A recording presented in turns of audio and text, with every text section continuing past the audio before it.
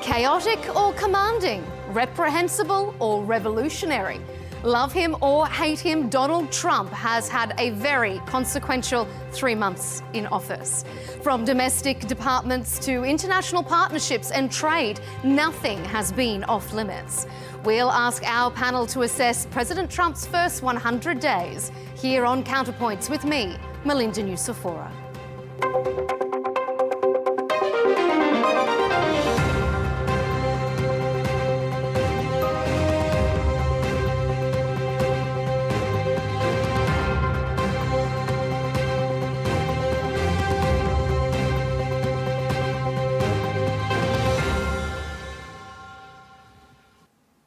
If there's one thing the 47th president loves more than tariffs, it's making bold statements.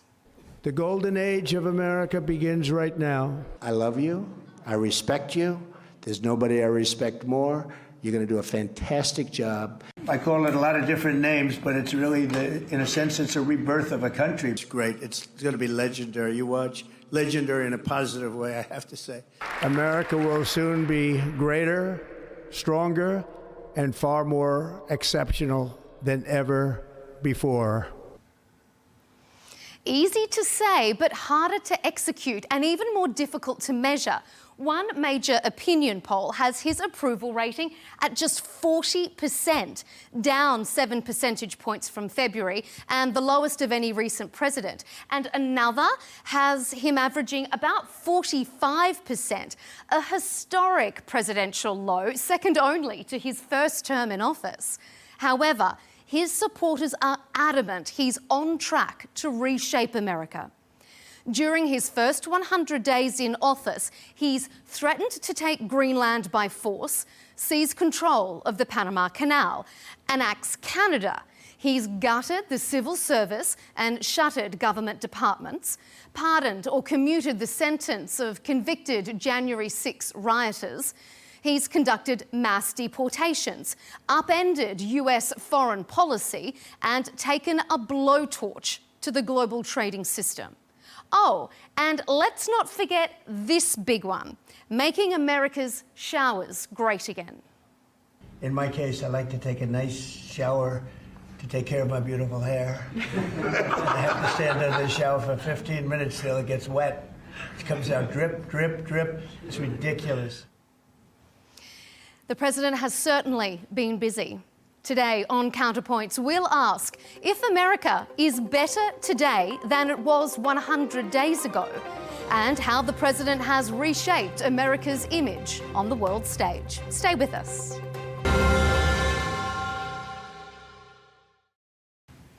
Today on Counterpoints, we have a special one-on-one interview for you to discuss President Trump's remarkably high-paced first 100 days in office and to analyse his administration's impact both at home and abroad. I'm joined by Dr. Sebastian Gorka, Deputy Assistant to the President and Senior Director for Counterterrorism. Thanks for being with us here on Counterpoints. Dr. Gorka, first of all, I want to start with your assessment of President Trump's first 100 days. Give us a sense of what you feel are the direct, tangible improvements Americans should be feeling to their lives after this first period in government.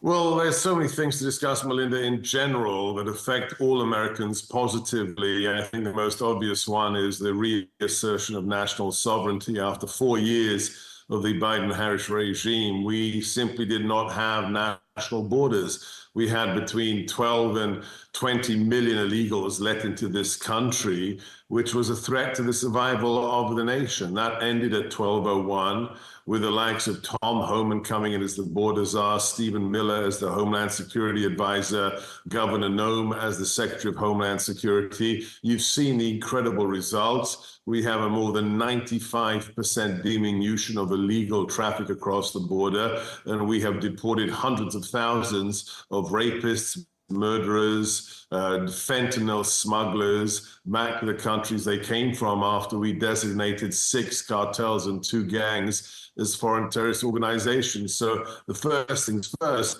we have a country again and we're exercising sovereignty. On top of that, after decades and decades of being treated like the world's piggy bank, with the tariff regime the president launched just a few weeks ago, we are resetting the global economy so that we will not be exploited and we will not countenance punitive tariffs against US products or countries like China exploiting and perverting the international trading system. I could go on and on and on in various broader issues, but if it comes to my portfolio in the National Security Council, working for Mike Waltz, the National Security Advisor and in charge of counterterrorism, there as well, we have seen a 180-degree turnaround. For 4 years, our enemies were coddled, billions of dollars were given to Iran, jihadis were allowed to plot against US citizens and our friends and allies. That's all changed. Okay. I can report to you that in the last 100 days, we have terminated the lives of more than 70 high-value jihadi targets around the globe, including from Al-Qaeda and ISIS. So if you are planning to do harm to Americans, or if you have the blood of Americans on your hands, we will find you, we will kill you, or we will bring you to justice in a court here in the United States. So people obviously, as you say, are feeling more secure in their homeland. How do you explain then the poor polling numbers that the president has been receiving in a variety of different surveys with regards to his first 100 days? I don't respond to them because they're garbage. These are the same pollsters that told us Hillary Clinton was going to win in 2016 and that Kamala Harris was going to win in November. I couldn't care less what the cretins who gave us the lies about the general election polling during those elections are saying now. I live in the real world, and when 80% of Americans want illegals deported, that's why we're here in the White House. So I'm not interested in fake news polling from left-wing organizations who hate the president. Well, one thing that is real news, according to the president, is the number of countries that are now lining up to make a deal with the US about tariffs. The president has promised to make America wealthy again and bring manufacturing back home. But despite all this tough talk, especially towards China, the White House has announced further tariff relief exemptions. So are the tariffs working, and has China come knocking? Is it one of the countries lining up to do a deal? Well, I think you answered your own question. Look, I work on the National Security Council, but I pity my colleagues on the National Economics Council because now they are having to manage this massive Excel spreadsheet, as you mentioned, over 100 heads of state, over 100 governments who are saying, oops, sorry, we penalized American manufacturing for decades. We don't want to be tariffed at 20% or 30%. Can we come to some agreement? So yes, at the end of the day, President Trump is finally resetting the balance for the global economy. And if you are a wise nation, you will ask for a negotiated settlement when it comes to your tariff. But the country at the top of the president's list was China. It's the big concern he has. Has China come knocking for a deal? Look, I'm not going to get into the inside communications between the National Economics Council and Beijing, but let me guarantee for you one thing. Sooner or later, China will have to come knocking. Why? Because we are their greatest customer and their economy cannot survive with us. It's really that simple. Sounds like they haven't come knocking yet then. As I said once more, I am not going to divulge the internal communications of the National Economics Council. Amazon has denied plans that they intended to display the additional costs of tariffs on the products on their site. Something the White House has called a hostile act. If the president is so pro-transparency and is so convinced that tariffs are a good idea, then wouldn't this have been a welcome move? We know what Amazon is doing. We know the real political proclivities of the owners of Amazon. So we're not interested in stunts. We're interested in protecting the interests of the American customer. But more importantly than the American customer, we are here to protect the American worker, the individual whose jobs have been outsourced to China, to Mexico, to all over the planet in an incredibly reckless fashion by both political parties. So we're not playing silly games on the internet. We are here to bring manufacturing back to the United States. We're about to come to security shortly, but I just want to press you on one thing. You said we know what Amazon was trying to do. What were they trying to do? So what's the question? What was Amazon trying to do? You said we know what Amazon was trying to do. I just would like you to clarify that. Acting as a political actor. Look, can we stick to national security? I'm not really here to answer questions about Amazon.com. I'm in charge of counterterrorism. So if you want to talk about national security, foreign policy, then you've got the right guest. Otherwise, get somebody from another part of government. Okay, well, I guess security all relies on borders. Canada's Conservatives just across the border have lost a federal election despite being considered a shoo-in just months ago. And they're blaming the surprise success of the Liberals on President Trump's threats and pressure to annex Canada, saying that felt like a security threat to them. What do you make of the election result and of Mr. Carney's victory? I think it's a really poor show when somebody fails in their country politically and then points to somebody else in another country. We don't do that here in America. You are measured by whether or not you were convincing to the constituents of your country. So I would suggest one thing: look in the mirror. President Trump, let's go to security now. President Trump had promised that he could end the war in Ukraine in one day. But 100 days later, the fighting continues and Ukraine has just rejected the latest US ceasefire proposal. Do you think that Kyiv is going to have to accept certain concessions if it wants these peace talks to continue? Both sides will. That's the nature of the beast. And I think we've made it very clear from the White House, as has not just the president, but the national security advisor, Mike Waltz, that we are at a level of frustration when it comes to both Moscow and Kiev, and they need to come back to the negotiating table. That's why we saw that epochal photograph from the Vatican with the president and with Zelensky. There's only one question. Do you want what Mike Waltz correctly has called the meat grinder to stop? If you want to stop thousands of Russians and Ukrainians being killed every single week, then the only option is a deal brokered by President Trump. And I think we're closer to that than we've ever been. What concessions does Russia need to make, though?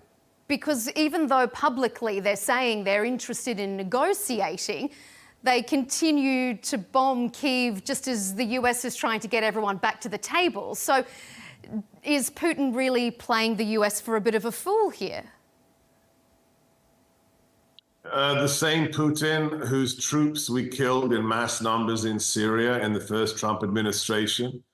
I think you need to re-examine your recent history. President Trump is feared by leaders across the planet who do not act in ways that comport with representative government. He is a man not to be trifled with. Ask General Soleimani today if you could. You can't, because he's dead, because President Trump killed him on his way to meet the then Prime Minister of Iraq. So no, there's only one man who's in control of those negotiations, and it's President Trump. With respect to the command that President Trump has with regards to these negotiations, it doesn't seem like Russia fears the US because they haven't given any ground on the negotiating table. What would you like to see Russia accept? I'm not going to undermine the president and the negotiations. by giving you my expectations or what I'd like to see. That's not how it works. Behind closed doors, the representative of Kiev and the representative of Moscow will sit down with President Trump. And if you're interested in the bloodshed ending, then that's what you should be supporting. So I'm not going to second guess the president or talk about any of the stipulations that may or may not be happening behind closed doors, because that would be the height of irresponsibility. All right, let's stay with Russia. Russia's SVR intelligence service a few weeks ago published an official statement saying Eurofascism is a common enemy of Moscow and Washington. What do you make of this push by Russia? Is it trying to form an anti-European alliance of some kind with the US? I'm really not interested in threat assessments from what is the inheritor organization to the KGB. If you know my family background, my parents were persecuted under a communist regime before they managed to escape to the West. So whether it's the SVR or whether it's the FSB, I'm interested in what the American intelligence services, our friends and our allies see as the threats to Western civilization, not some descendant of the KGB. Back home, President Trump is facing some legal hurdles to enact his agenda and his policies. But recently, the FBI arrested Milwaukee County Circuit Judge Hannah Duggan for allegedly helping an undocumented migrant avoid federal immigration enforcement. What kind of message do you think or do you hope that this is sending?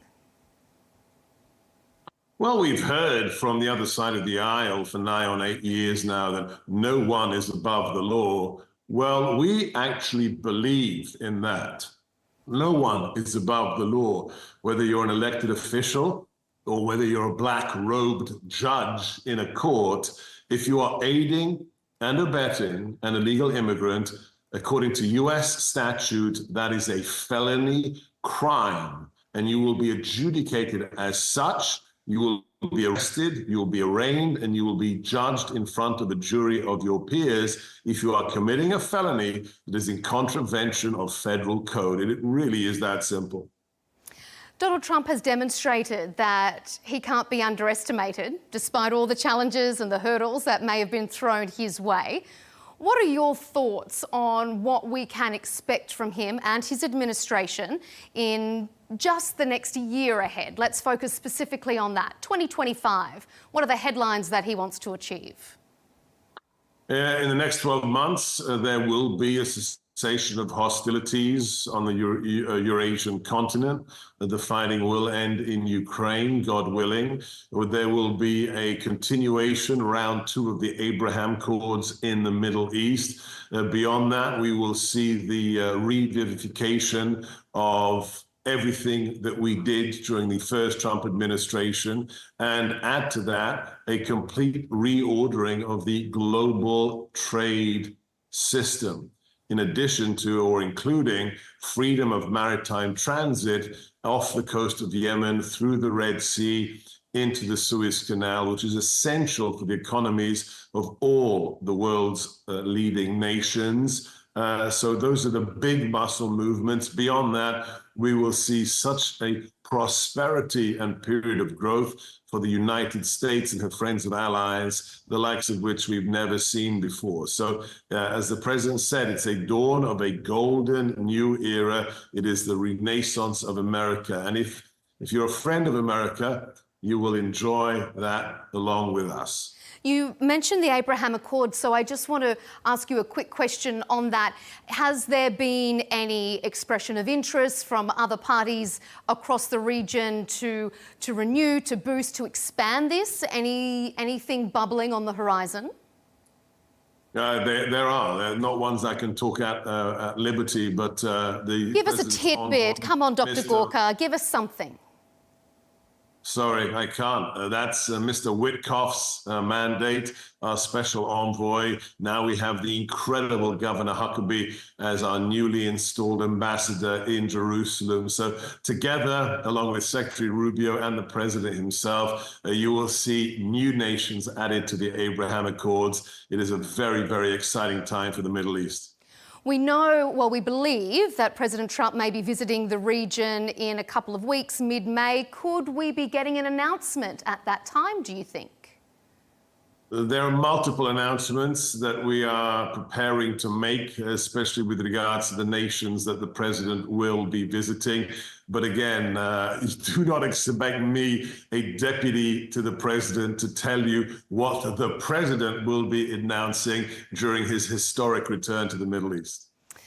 All right, I understand your point on that one. One final question before we let you go, Dr. Gorka. Huge potential for devastating conflict between India and Pakistan as we see tensions flare again along that Kashmir border. Your concerns directly about that conflict, and how do you think it can be brought back down to a more reasonable situation? Yeah, sadly, this is a region of tension, conflict for some time now. We hope cooler heads will prevail. We had an amazing visit by the Vice President recently to India. I'm very grateful myself, along with National Security Advisor Mike Waltz, for what Pakistan did to help us detain and bring back to America Shadi Fuller, the architect of the Abbey Gate mass murder of U.S. servicemen and women in Kabul. So we would like to see that the good relations between Washington and India and Washington and Islamabad translate into healthier relations between the two nations themselves. We are working on that, because I do think on the serious big issues, we have values, we have common interests, and so we will be working to help those countries de-escalate the tensions along that region. Thank you for your time, Dr. Sebastian Gorka, Deputy Assistant to the US President and the Senior Director for Counterterrorism. Thanks for joining us on Counterpoints. Thank you. God bless.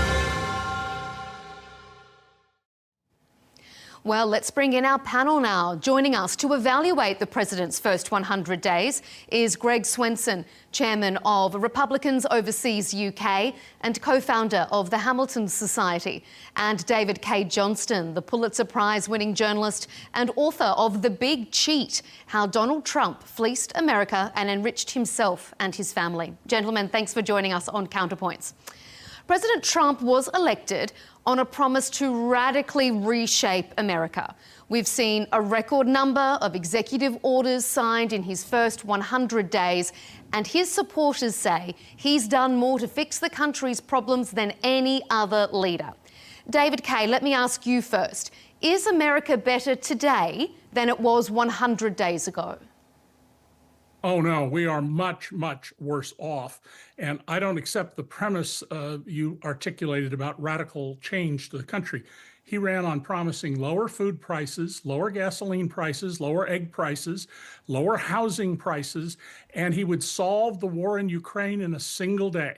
He would also shut down the border. On that, he's been quite successful. We just had the smallest number of unauthorized border crossings ever recorded, about 7,200 people at the southern border.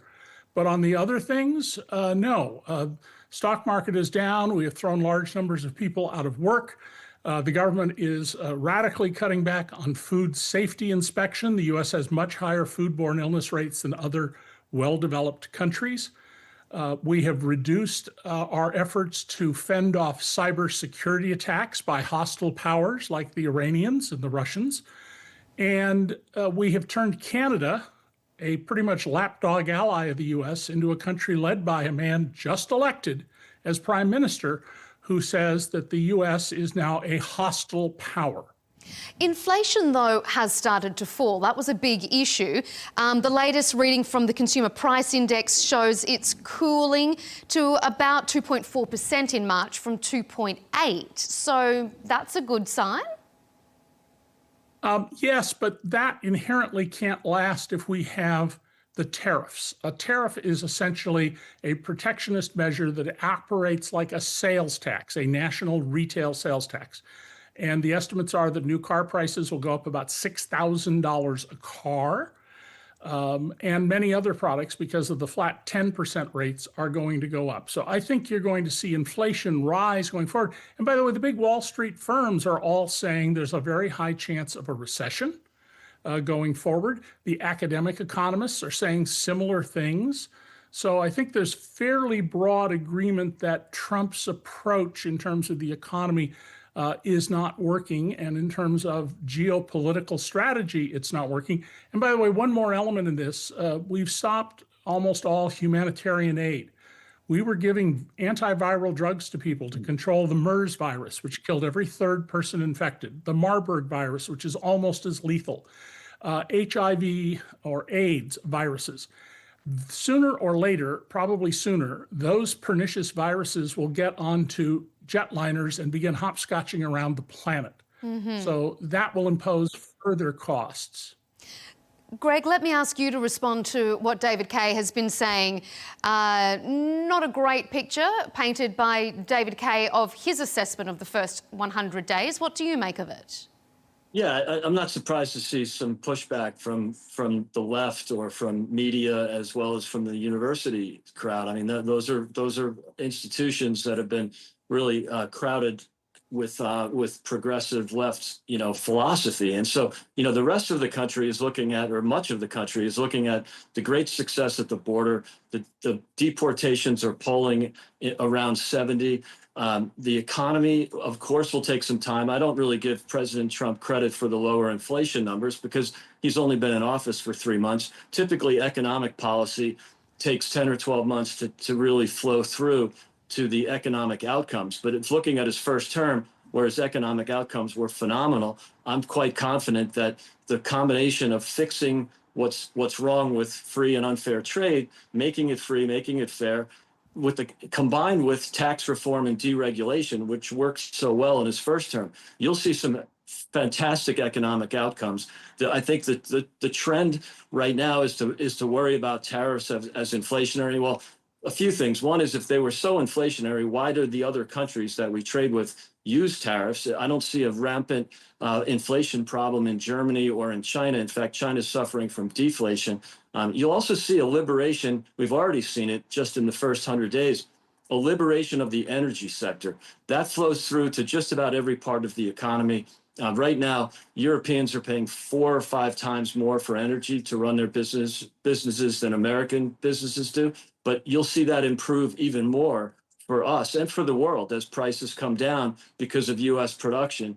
And of course, the Biden administration was so hostile to the energy sector. That was another cause of the inflation during the Biden years. And then, of course, you have the defense, the Pentagon returning to lethality and meritocracy. You've seen the Europeans step up in terms of their commitment to defense spending. And then, of course, you have the cultural issues, which poll really well. So Americans, the Democrats and the left are really dying on the Hill for these so-called 80-20 issues. And the president has been very, very clear about ending DEI and returning to meritocracy. It's kind of a cultural, and a common sense revolution in many ways. So far, so good on those topics and those issues. And you'll see the economic policies really take effect over the next 6 or 12 months. David Kay, what do you make of that? Is Democrats or the left dying on a hill of issues that are insignificant? Well, and I'm not a Democrat. I think the Democrats have never learned how to market and how to reach out to people in a visceral way. Donald is the greatest con artist by far in the history of the world. And in the whole 37 years I've covered him, one of the things I've always been impressed by is his ability to capture visceral issues and connect with people. I mean, he's really good at that. And I admire his skill at that. But on some of the other points, this isn't ending DEI, which, by the way, stood for equality. It is removing people. They have removed, for example, all the images on the internet at the Pentagon that have to do with Black and women soldiers, Asian soldiers, indigenous soldiers. Even the picture of the Enola Gay, the bomber that dropped the atom bomb on Hiroshima, was removed from the Pentagon website as part of this anti-DEI movement. Enola Gay was the name of the pilot Paul Tibbet's mother. We have seen in this administration a serious attack on the universities. Keep this in mind. More than half the growth in the American economy since World War II is the result of taxpayer investments in the kind of basic science done at universities, like the one that I teach at. The administration has shut down, in the middle of the research, huge cancer studies that were very promising, Alzheimer's and other studies, just shut them down. And DOGE, a non-government agency, a fictional agency that's been allowed to rummage around in government computer systems, said they were going to cut spending by $2 trillion. Well, by their own account, it's $150 billion, nowhere close to the higher number. And the New York Times, by examining how much will have to be paid to settle with people being discharged in contracts, points out the savings so far come to about $15 billion, which is quite literally the proverbial drop in the bucket. And the costs that will be imposed by what DOGE has done through people who will lose their Medicaid, that's the federal Poor People's Health Care Program, the veterans who are going to be turned away or unable to get the drugs that they need and the services they need, those costs are going to far exceed the damage done by Elon Musk and his bros. Greg, is Donald Trump the greatest con artist that we've seen in modern times? I know David's been through that before on this program. Look, there's obviously people who don't like the president, people who, and even those who don't like him, miss the peace and prosperity of the first term. And I have every confidence that that will return. But again, this is a common sense revolution. I mean, I don't know that a lot of people would disagree with fixing the border. I don't know that people would disagree with improving government efficiency. The same people that complain about DOGE also complain that they've only got $150 billion in savings so far. It's going to be a long process. This is a bureaucracy that has grown for the last 100 years, or at least 90 since FDR, to unsustainable levels. We have 36 trillion in debt. 11 or 12 trillion of that came just in the last 4 years of the Biden administration. So, the president just didn't necessarily run as a spending cutter, but I think it's absolutely necessary in order to someday get to a balanced budget. But more importantly, the current debt trajectory is unsustainable. We're paying $1 trillion just in debt service. That's more than we spend on defense. It's more than we spend on Medicare. This is, or Medicaid, sorry. This is a really difficult time. So, you might like all these government programs that feel good, that look good, but they're unsustainable. So they're cutting out a lot of waste and fraud. They're cutting out things that are unnecessary. They're keeping the things that are necessary. They're moving some of these aid programs, from AID to other departments if it's critical. But they're cutting out the really obscene waste of taxpayer money. People are frustrated with it, and they've had enough. So I think that this is long overdue. It will actually help with the economy by stopping the crowding out of taxpayer money going into government spending, and put it back in the private sector where it belongs. David Kay, I can see you grinning there. What would you like to remark? Well, this goes into my principal area of expertise, which is taxation, for which I've known all over the world. First of all, if you're concerned about the debt, and we all should be, why would you want to increase tax cuts for the wealthiest people in America, who now pay lower tax rates? Billionaires in America pay lower tax rates than I do as an author and university professor. Why would you want to eliminate those programs in scientific research that extend and improve the quality of lives and make the economy more efficient? Now, Donald and his minions have repeatedly said they've uncovered all this fraud, waste, and abuse. Really? Where are the indictments? Where are the investigations going on into this supposed fraud, waste, and abuse? Donald, immediately when he came in, got rid of almost all the inspectors general. Those are internal watchdogs created by Congress about 50 years ago. In the case of AID, the U.S. humanitarian foreign aid program, it's been 20 years since they found anything significant And that's a very good inspector general. I read lots of inspector general reports, and many of the inspector general's reports now, we have cleaned up the government so well that they're like reading an investigation in a Norwegian newspaper. There's almost no corruption in Norway, and so little things get blown up.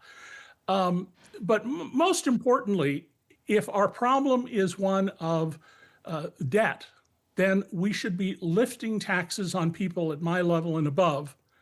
And that's not what is being planned. It's cuts. And why would you cut health care for the poor? Because it's been the long-term goal of the Republicans they've argued for years, just what Greg said. There isn't enough private capital. People aren't investing enough. How are they going to get that money? Well, they take it from children, the disabled, the elderly, people who can't fight back. And we are not lacking for capital in this country to invest. And by the way, the economy under Donald Trump was not as Greg describes it. You can go look at the data. Under Joe Biden, we had 16 million jobs in 4 years. The economy's GDP growth was greater, and significantly, the pay data that Social Security counts up to the penny for every American, the lower half of workers, the bottom 50%, for the first time in more than 30 years, their pay grew faster than the pay of people at the very top. Under Biden, the number of workers paid $100 million, $50 million a year or more fell by about half. But workers making below the median pay of about $40,000, their pay grew 20% faster than the top group. So Biden really improved the economy for working people. Trump's economy has been great for the very wealthiest, a handful of whom have more wealth now than the bottom 50% of Americans. Greg, before we move on to international issues, let me give you the right of reply on that. Yeah, look, the Trump economy in 2019, after the tax cuts and deregulation took effect, was not only fantastic for wage growth for Main Street, it was better for the lower decile, the lower quartile, the lower half of earners. So this is a myth that this was tax cuts for the rich. The U.S. tax system is one of the most progressive in the world. The wealthiest people pay the majority, the great majority of the taxes. And so this is Trump, let's face it, he's working for the bottom half of the country. 10% of the people own 88% of the equities. He's not worried about the stock market. He's worried about Main Street. And so what you saw in the Biden years, there was top line wage growth. It was net, but in real terms, in inflation adjusted terms, wages were down 3% in the Biden years. They were up 8% in real terms in the Trump years. In the Obama years prior to Trump, they were up 4% in 8 years. So 4 times the rate, okay, 2% a year versus 0.5% a year for Obama. And then, of course, with Biden, it was negative. So this idea that Biden passed along a great economy is a complete myth. It was entirely subsidized by the government. It was a sugar high from ridiculous and reckless government spending. 63% of the jobs created were government and healthcare is essentially government. So this argument that Biden, passed along a great economy is even worse than the argument that Obama passed along a great economy. It was great for the stock market, yes. It was horrendous for working people. Let's move on to more broader perspective and onto foreign affairs. President Trump said he would resolve the war in Ukraine on day one. That hasn't happened, but he says he has done more than his predecessor to reach a peace deal. So, Greg, let me ask you, has President Trump delivered on his promise to be a global peacemaker? Well, he's delivered on the promise of being a global peacemaker. He's an anti-war president. He's very much a supporter of peace through strength and deterrence, and he used deterrence quite well in his first term. The problem is right now, the wild card here is Putin and Russia. So was the president a bit too optimistic about 24 hours? Of course, he's an optimist, but so that we don't have that outcome yet. We'll see. It's very important for the president to cut back on the spending, make sure there's no risk of boots on the ground. He's actually done a great job in getting the Europeans to step up. He tried that in his first term. It didn't really work. but he's trying it again. And I think you're seeing a more serious commitment from the Europeans to increase defense and security spending. So from a long-term perspective, this is a so far so good. Unfortunately, he inherited a really difficult conflict in Ukraine. But remember, in his first term, he sent lethal weapons to Kyiv. He called out Putin for the 1999 killings of his own people. Both, Bush, Obama, and Clinton all knew that. They had the same information, but they thought it would be offensive to challenge Putin on that. He had 300 Russian mercenaries killed in Syria in that conflict. He was very aggressive against Putin in his first term, but he's inheriting a different situation right now. And I think he's got to, at least consider that that the best outcome here is to stop the killing and end this conflict. I don't think everyone's going to be happy at whatever that resolution is. I don't think both sides are going to be happy here, but I think it's important for this president to end the war as quickly as possible. David Kay, let me ask you. I mean, we have heard just almost in the past week, the president say that he's willing to authorise military action against Iran if it doesn't come back to the table for a nuclear deal. So what do you make of what Greg says, that this is an anti-war president? Donald's not an anti-war president. He's just spent $500 million dropping bombs on the Houthis that's had no measurable effect on what they're up to. Donald has proposed peace entirely on the terms of the Kremlin. He gave a tongue lashing to Zelensky. He's repeatedly spoken Kremlin talking points, especially that Zelensky and the Ukrainians started the war, which is obviously ridiculous. Even more important, under Donald, we have stopped interdicting cybersecurity attacks. I mean, every day, tens of thousands of efforts are made by Iran, Russia, North Korea, China to get into our national security computers, our Pentagon computers, and we've stopped our efforts to contradict that, which is putting the entire U.S. in danger. Proposing to bomb Iran, which has apparently, by every account I've read, done a terrific job from its perspective of locating its nuclear research deep underground where even bunker buster bombs would not be effective, is not getting peace here. You want peace with the Iranians, who were our allies until 1954 when we overthrew the democratically elected government in Iran, then you undertake a serious diplomacy effort in which you may well have to back away from the Saudis. The Saudis are very afraid of the Iranians. It reflects the basic fundamental split between Shias and Sunnis. Mm-hmm. Donald has no understanding of that. If we could sit Donald down and say, would you tell us as President of the United States the difference between I'm sorry, I'm being tongue-tied, a Sunni and a Shia and why it's important? Donald couldn't tell you that. He has not a clue. This is a man who didn't know what happened at Pearl Harbor on December 7th, 1941, who thought Finland was an oblast, a state, essentially, or province of Russia, who thought Frederick Douglass, who's buried a few miles from my house, was still alive 130 years after he was put in the ground. Right. I mean, Donald is appallingly ignorant. We're almost out of time, so Greg, let me throw it back to you and ask, America's standing on the world stage, how does it compare now than 100 days ago? Oh, absolutely better. I mean, look at what poor President Biden was able to do. You know, he inherited peace and prosperity in early 21. First thing he did was try to crush the energy sector in the United States, which only helped Putin.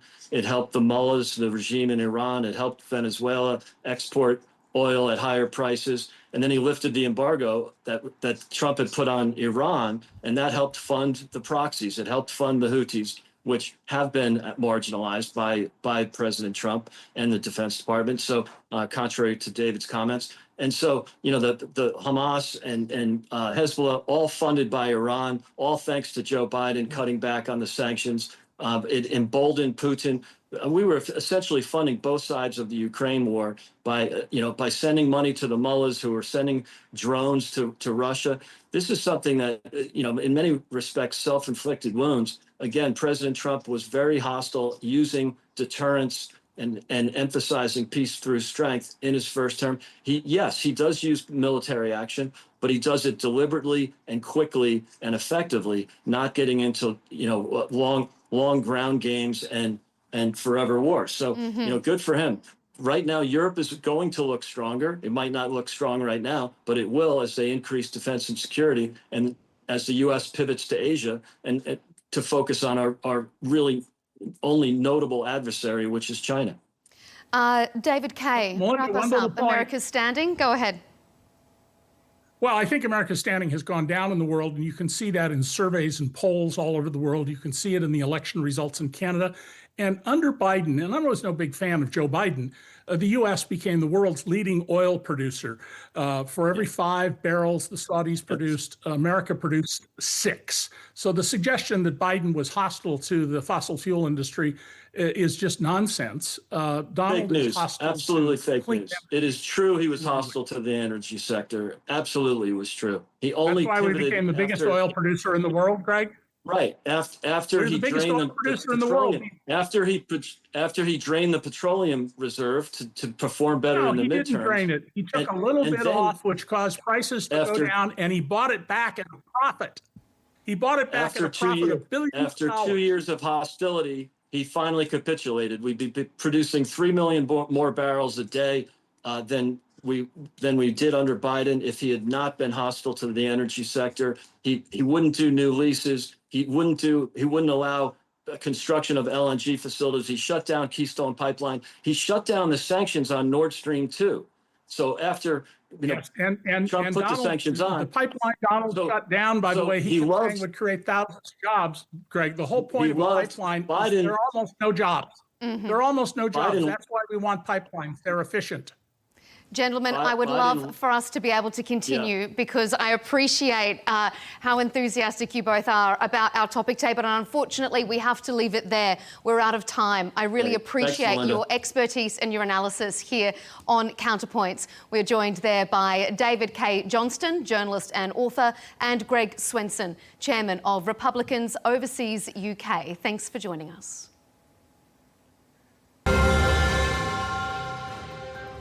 And of course, thanks to you at home. You can catch all our Counterpoints debates by subscribing to the Al Arabiya English YouTube channel and following us on X and TikTok. I'm Melinda Nucifora. See you next time.